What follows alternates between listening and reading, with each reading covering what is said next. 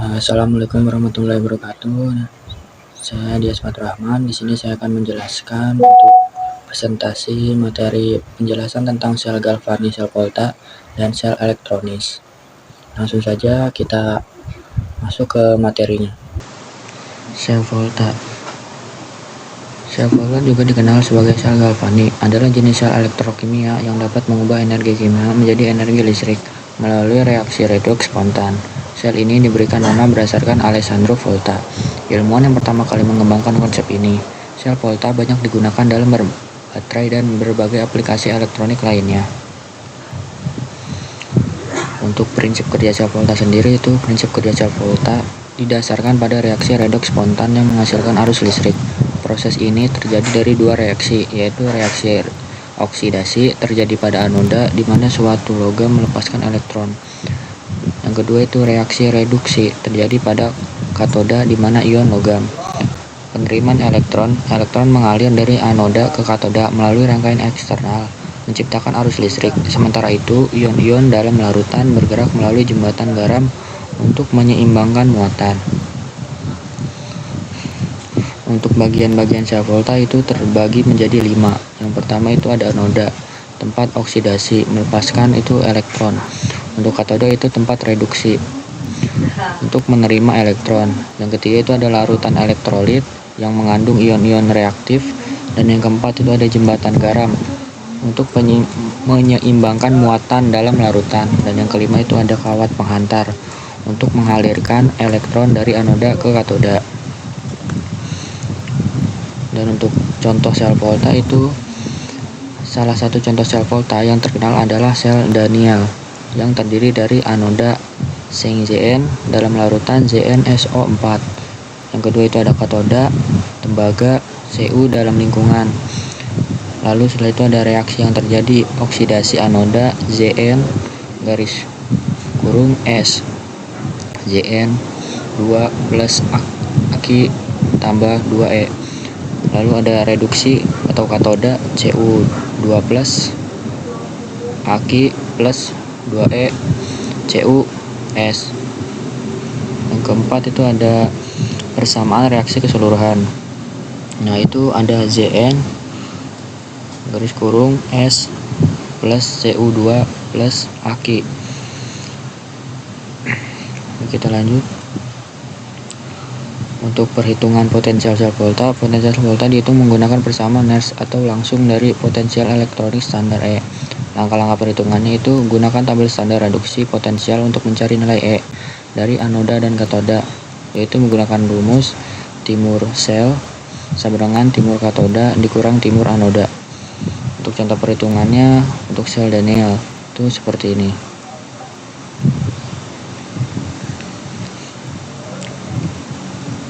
Timur sel sama dengan 0,34 dikurang minus 0,76 itu sama dengan 1,10 volt. Jadi potensial Daniell adalah 1,10 volt. Untuk aplikasi sel volta dalam kehidupan sehari-hari itu terbagi menjadi ada 4. Yang pertama itu ada baterai dan aki, yang kedua ada sel bahan bakar, yang ketiga ada proteksi katoda, dan yang keempat itu ada biobaterai. Untuk keunggulan dan kelemahan sel volta. Nah, untuk keunggulan sendiri itu ada sumber energi portable, dan untuk kelemahannya tidak dapat diisi ulang untuk sel primer. Dan untuk keunggulan mudah digunakan, dan untuk kelemahannya itu daya tahan terbatas. Dan untuk keunggulan lagi itu ada efektif untuk perangkat kecil, dan untuk kelemahannya itu mengandung bahan beracun. Lalu untuk keunggulan lagi ada low maintenance, dan untuk kelemahannya itu biaya produksi yang terlalu tinggi ya. Dan untuk keunggulan lagi ada teknologi terus berkembang, dan untuk kelemahannya itu ada efisiensi terbatas. Dan untuk pengertian elektrolis. Elektrolis adalah proses pemecahan senyawa kimia menjadi unsur-unsur menggunakan arus listrik dalam larutan atau lelehan elektrolit. Prinsip kerja elektrolisis. Nah, itu untuk prinsip kerjanya itu seperti ini ya. Kita lanjut.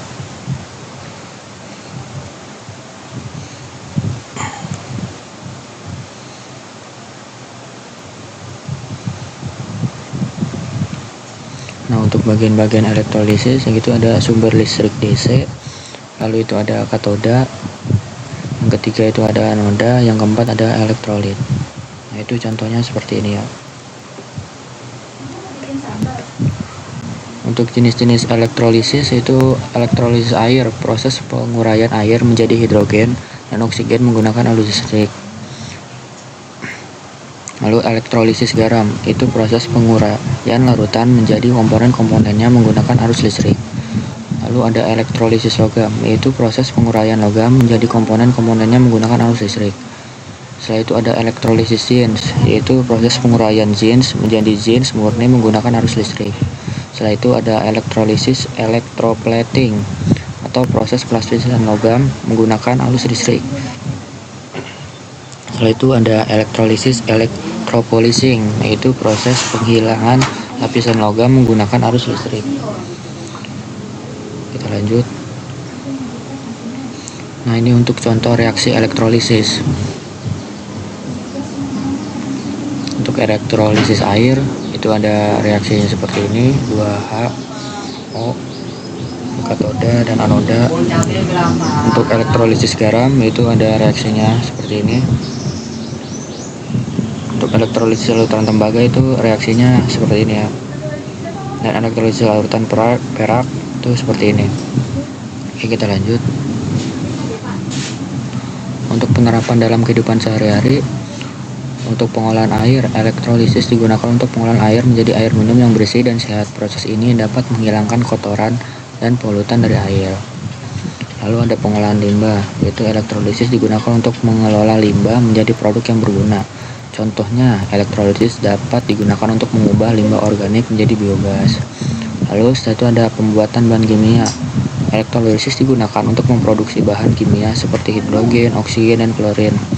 Setelah itu ada pengolahan logam, yaitu elektrolisis digunakan untuk mengolah logam seperti tembaga, seng, dan nikel.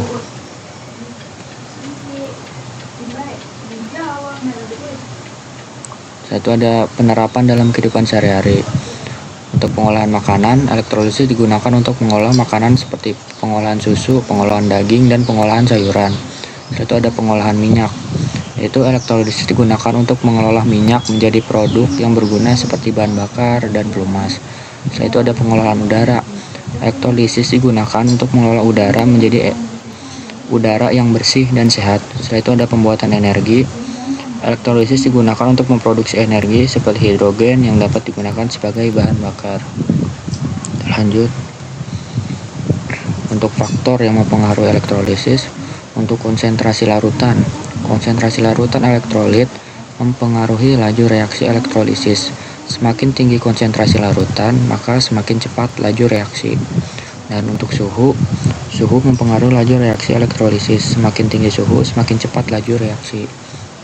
Dan untuk tegangan yang diterapkan pada sel elektrolisis mempengaruhi laju reaksi. Semakin tinggi tegangan, semakin cepat laju reaksi. Untuk jenis elektroda yang digunakan mempengaruhi reaksi elektrolisis. Elektroda lebih reaktif dapat meningkatkan laju reaksi.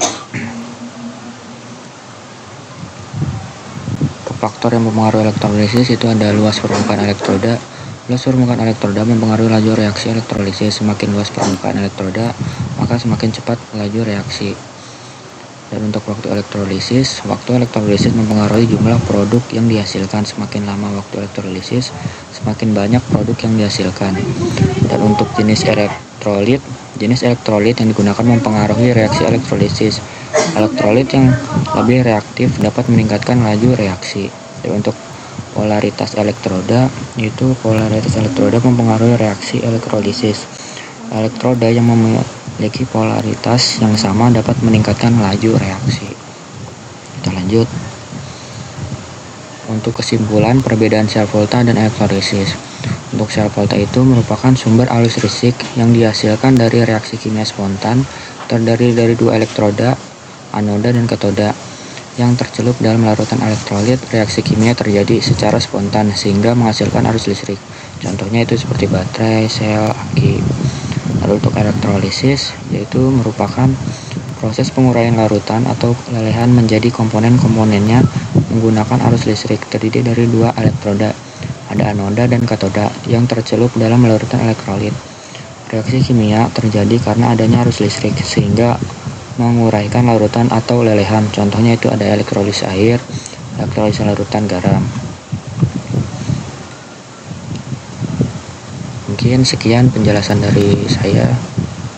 Kurang lebihnya mohon maaf. Assalamualaikum warahmatullahi wabarakatuh.